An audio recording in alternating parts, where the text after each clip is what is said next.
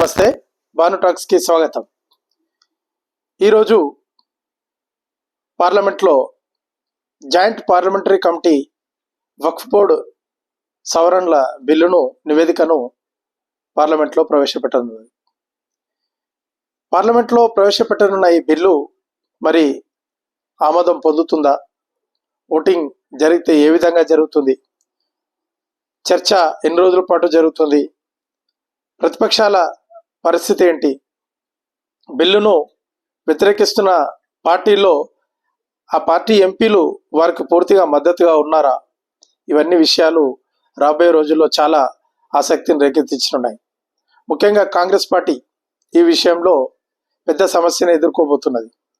ఎందుకంటే కాంగ్రెస్కు ఎక్కువ మంది ఎంపీలు ఉన్న కేరళ నుంచే కేరళలోని క్రిస్టియన్ ఎంపీలు ఈ బిల్లును తీవ్రంగా వ్యతిరేకిస్తున్నారు.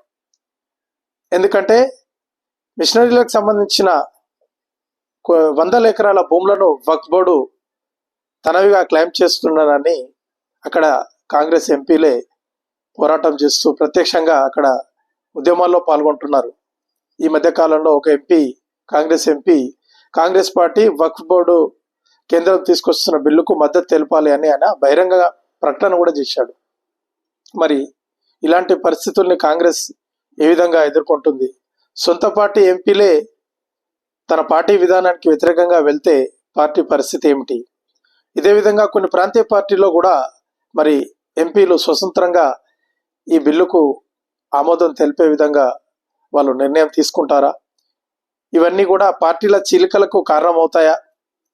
ఇవన్నీ కూడా రాబోయే రోజుల్లో తేలుతాయి. చాలా ఆసక్తికరంగా వక్ఫ్ సవరణ బిల్లు అనేది ఈరోజు పార్లమెంట్లో ప్రవేశపెట్టబోతుంది. చూద్దాం ఏం జరుగుతుందో. బిల్లు మూజువాని ఓటుతో ఆమోదం అవుతుందా లేదా ఓటింగ్ చేయాల్సి వస్తుందా? ఇంకేం జరుగుతాయి పరిణామాలు అనేది రాబోయే రోజుల్లో చూద్దాం.